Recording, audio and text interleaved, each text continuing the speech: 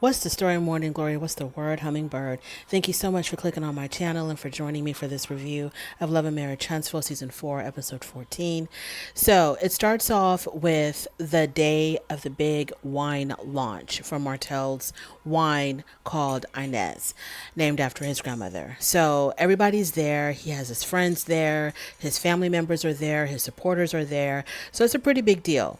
Now, what he does first is he climbs up the stairs a little bit because he's going to make a speech. And before he starts off his speech, he calls over Maurice, Marceau, and Lewis and Chris and one other person to come stand next to him. So he gives this speech. Obviously, Martel is a little tipsy at the very least and drunk at the most because his eyes are not really focused. He gives this speech, which is sort of like all over the place. It's filled with profanity, and it just really wasn't a good look. Oh, by the way, Martel is wearing a white suit that has like I don't know what it was, some type of fur on one shoulder, like draped over his shoulder. Some I don't know, some type of I don't know if it was a fox, a chinchilla, or something. Like I said, and I've seen this look before. I've only seen it on like female outfits, but I have definitely seen this look before. Martel, okay, it's really cute. You got your wine thing going on. You need a fashion line. You need to do a fashion line because you have this sense of style that I think could probably make you a whole lot of money. Consider that, please. So he gives this drunk speech filled with profanity, and I wonder why his mother wasn't there. And then in the audience, you can see we see a man that we come to find out is this Uncle Sam, and Sam mentions to whoever was standing next to him something about how he didn't mention he was upset because Martel did not mention the grandmother Inez at all. He didn't pay any type of tribute to his grandmother at all. Period. So after he gives his speech, he goes out. The uncle goes outside because Martel is outside. The uncle goes outside to confront Martel and say to Martel, "You're using my mother's name and you didn't even acknowledge her," which would have been like the first thing out of his mouth because the wine is named after your grandmother, and people would be curious as far as why would you name your wine Inez. Like that would have been the first thing out of his mind. Him thinking his grandmother, giving us, a background of how much his grandmother meant to him, how much his grandmother meant to the family, all that stuff. Basically giving acknowledgement to the grandmother, paying tribute to the grandmother, giving her accolades, all of that, because the wine is named after her. He should have started there, but he was so drunk, like he didn't even know what the hell was going on. So when the uncle confronted him about this, like, this is my mother's name that you're using, and the best that you could do is put up her name in front of the house. That's the best that you could do. Okay, we get it, Uncle Sam. Yes, you were very upset, and you had every right to be upset. Now, Martel, instead of being the adult, being mature, you should have just apologized, showed some compassion, and said, okay, I messed up. I was wrong. I'm sorry. Blame it on the alcohol, blame it on forgetfulness, blame it on being nervous, talking in front, blame it on whatever the hell you want to blame it on. But you should have apologized. You should have just said, I'm sorry, I shouldn't have done that. That was a horrible, horrible thing for me to do. And you still could have made it right. You could have gone right back in, pulled everybody back together again, admit to the crowd, hey, I really messed up in my first speech, y'all. I'm really sorry. I'm feeling kind of tipsy because this, 13.5 alcohol proof wine got me starting off things the wrong way. But what I should have done, I should have acknowledged, the great woman that is Inez, and start all over. And it would have been okay. You have to acknowledge your grandmother, Martel, and you should have just apologized to your uncle. So Martel whispers in his uncle's ear, don't make a scene in front of the cameras because we're on national TV. The uncle didn't give a damn about that. The uncle is feeling real pain, real grief about his mother. You're using the mother's name to make money, and you don't even acknowledge his mom. The uncle don't care about no damn cameras. He don't care about that. So the uncle is over it. He's done. He's like, okay, whatever, Martel, we're good. Get away from me. But Martel is still trying to talk to him. So Martel is like pulling him from room to room, trying to talk to the uncle away from the cameras. So Martel and the uncle, they're trying to find a room to talk, and finally the uncle just gets so upset he leaves. Now Chris, and he's Chris, the business partner, he's talking to the three guys, Maurice, Lewis, and Marceau. He's talking to them, telling them, did y'all notice that, his uncle was really upset because he didn't mention the grandmother? And Maurice says, well, that's okay because there's going to be other opportunities. It's only going to get better after this. And there's going to be other opportunities for him to mention the grandmother. And Chris made a very good point. Chris is an intelligent guy. Chris says you only get one shot to make that first impression. So once it's done, it's done. This is what people are going to remember. This is how you introduced your product to the world. This is what it is. This is what you're going to have to live with. So then Lewis says that Martel had named the wine after the grandmother. Like, what more does anybody want? He named the wine after her, but he needed to acknowledge her, and he needed to explain why he wanted to name the wine after his grandmother. He could have done that whole speech about legacies. He could have used what Marceau told him, about how, it's important to keep legacies going, even with our female relatives. He really should have written down this damn speech. I'm pretty sure he knew he was going to make a speech that night. He should have written it down and read from a little what do they used to call those little cards with the lines on them when we were in school? He should have just done that. Or written it on his damn phone. Martel, you messed up once again, and you don't have the decency and the guts to just apologize and then move on with it, because the only thing the uncle wanted at this point, because the speech was already done, the uncle just wanted you to acknowledge that you had messed up, that you were in the wrong and you should have done better. That's it. So then it's time to go home, and it's the next day. They're all getting ready to leave, but Lewis had to leave early because he had a family emergency. So moving on from that, now we're with Lewis and Tiffany. So Lewis had a death in the family, so him and Tiffany are, I guess, going to be going out of town to attend the funeral. But while they're there talking in their home, he's telling her about the trip, but he leaves out what he said at the dinner table about, a glass of wine and spreading of the legs. He left all of that out. He didn't tell Tiffany anything about that, but she'll see it soon enough. So he talked about the whole rage thing when they went to the rage room, and she asked him, what did you rage about? And he said he raged about not having enough sex in his life. And Tiffany really didn't care for that. So they go on and on and on about this whole thing about, I don't even know what the hell they were talking about. They were talking, Tiffany and Lewis speak, which sometimes I don't understand. So I don't know if it's happening enough, but I don't know if it's happening not enough or it's not happening at all. I have no idea, because she says she's giving it her all, but he's still not satisfied. He makes it look like he's not getting anything at all, period. So I don't know what's going on with them. If that's the only... I was going to say that's the only issue. Just go and have sex. But it seems to be a lot deeper than that. Moving on to Maurice and Kimmy. They talk about the damn trip. He's telling her about what went down. They talk about Melnika. And Maurice said to Kimmy that Martel had mentioned Melnika was the original Mel. And Kimmy was like, oh my God, who says that? What was wrong with him saying that? If Melnika, and it was just a flippant remark. Stop putting so much weight in every damn thing that Martel says. My God, these women are really threatened by Martel because they analyze him so much. They give him so much attention, more than their own damn husbands. Who cares that Martel said Melnika was the original Mel? That was the one he knew the longest. He knew that woman since he was a kid. Why wouldn't she be the original Mel?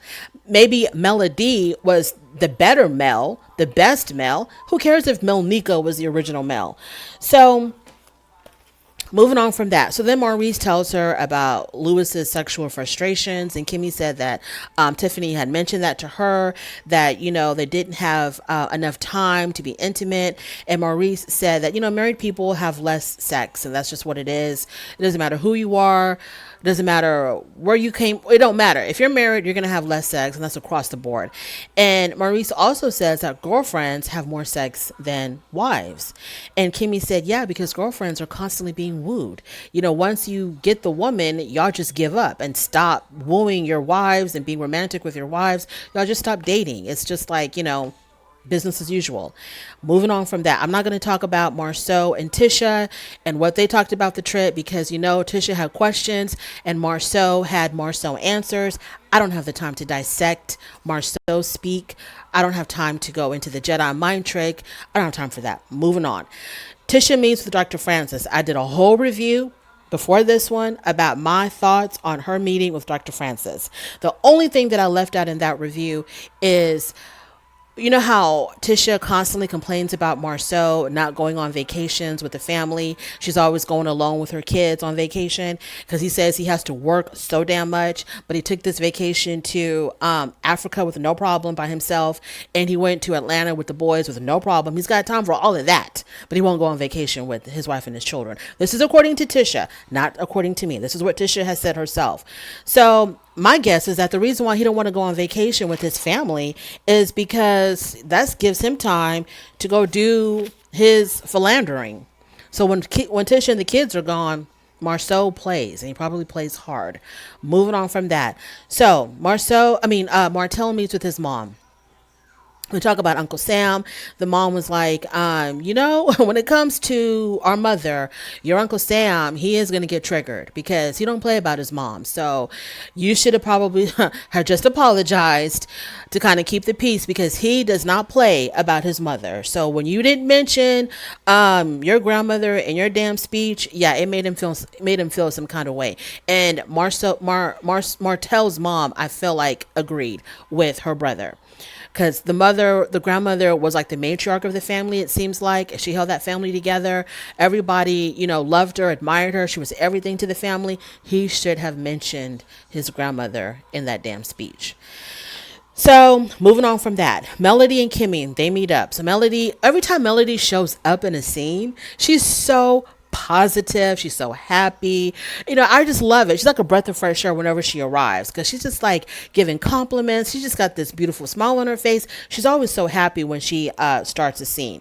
So then Melody says, so they talk about the trip. Kimmy brings her up to speed that the boys went on a trip to Atlanta and to promote Martel's wine. And so the Melody says, well, when your husband goes away with Martel, it'll make you feel some kind of way. And Kimmy was like, no, I trust my husband. And if I can't trust my husband to go on a boys trip, then, that's a problem. And Melody was like, it ain't just about going on a boys trip, but it's about who he goes on a boys trip with. And that's Martel. And which Melody is kind of right because Martel, even though the cameras were on them, Martel was constantly insinuating he wanted to get the men in trouble with their wives. Like, if I can only imagine the kind of stuff that Martel said or the kind of things he had planned when the cameras were not there. And I know that something went down when those cameramen went home because Martel he always acts like he wants to just lure them down to the pits of hell with him. Anyways, and he probably did. So Kimmy says in her confessional that because of whatever Melody went through with Martel and him cheating and their divorce, Melody always tries to deflect that on everybody else. She thinks that everybody's man is cheating because her man was cheating. Well, maybe because her man was hanging out with your man. That's why she thinks that, because they were all hanging out together. So she's not going to probably say this to some random woman that she doesn't know, but because Martel and Maurice and Marceau and all of them used to hang out together. Maybe that's why she says that, Kimmy, because she knows what goes down when these guys hang out. Moving on from that. So then Kimmy tells Melody about what happened with the uncle. Kimmy didn't know Uncle Sam. All she could tell Melody was, one of Martel's uncle got upset because when Martel gave the speech, he didn't mention the grandmother. And Melody knew right away. She was like, oh, that must be Uncle Sam because Uncle Sam, she knew that it was Uncle Sam. And Melody said, Uncle Sam really has a very, he's very mild mannered. So he must have really been triggered if he went off on Martel. And when we met Uncle Sam, he was already on 10, okay? Because the camera panned to him when he was already upset about Martel not mentioning the grandmother. So we don't know mild mannered Uncle Sam. We know Uncle Sam on 10. So if Melody says he's usually mild-mannered, then he was really pissed off at Martel. And so Kimmy agrees that Martel should have given more accolades to the grandmother. And then Melody asks who had planned this whole wine event. And Kimmy tells her it was Melnika, and Melody was like, well, that's funny because Melnika planned my wedding. Yeah, she was my wedding planner. She knew Martel from way back when they were kids in school, and so we hired her to be our wedding planner, and she quit on me like a week before the wedding, and Melody had to hire her mother-in-law to finish up the wedding planning because Melnika jumped ship. And then she tells Kimmy that, she was on a three-way call when they were planning the wedding way back when. She was on a three-way call with Melnika and Martel, and because Melnika was so upset about whatever was going on, she just laid it all out about Martel, and she was like, and you're cheating on your wife, you're cheating on Melody, and you even asked me about my assistant. Like, what kind of a man are you asking me about my assistant right before you get married? And so at the time, Melody said, and Martel obviously denied it. He was like, that's not true, Melnika. Why are you saying that, Melnika? So Melody said at the time she believed Martel, and she really did believe that Melnika was just, spitting out lies, about her soon to be husband. And she believed Martel. And she says, but 36 or however old she is, the Melody of today would not have believed Martel at all. The Melody of today would not have believed Martel. She should have listened to Melnika way back then. So that is my review of Love and Marriage Huntsville. Okay, Kimmy. Yeah, one thing I got to mention about Kimmy. Kimmy, so you tell Melody, well, I trust my husband. If I can't trust him on a boys trip, then okay, girl, so why were you asking him questions about him going to a strip club then? If you trust your husband, you wouldn't even be asking him those kind of questions. So she asked him about, did he touch a stripper? You trust him so much. Why are you asking him that? You should already know that he wouldn't do anything that was inappropriate. He wouldn't cross any lines with the dancers because you trust him so much, right? So she asked, Maurice, well, did you touch any strippers? And Maurice, he's an attorney, right? So he gave all of these attorney responses like, please define touch, Miss Scott. What do you mean by touch? And so he says, well, and so she has to it's just like talking to Marceau. It's like you ask him a simple question and they just take it on a whole nother, and it gets to a point where you don't even want to talk anymore. You don't even care about the answer anymore because they frustrate you so much. And so after they go through the whole, what do you mean by touch? Define touch. All he could say was, well, there was some touching. I just like pat them on the back, but there was no caressing. I will deny that there was any caressing. I don't know if this is supposed to be a skit or if this is real life. I had no idea. But if this is real life, ooh, Kimmy. I don't know how you could have put up with, Lord, I don't know why anybody will fool with a Scott boy. I just don't understand how anybody will fool with a Scott boy. They are so exhausting talking to them. Nothing is as simple as what it seems. They got to take everything to a whole nother level. Anything so simple becomes so damn complicated. How can you carry on a conversation with these people? I just don't understand. Anyways, if you made it this far in my review, I really do appreciate it. Thank you so much. On your way out, don't forget to rate the video if you like this content. Subscribe. If you don't worry about it. But thank you so much for stopping by anyway, and I'll talk to you later. Bye.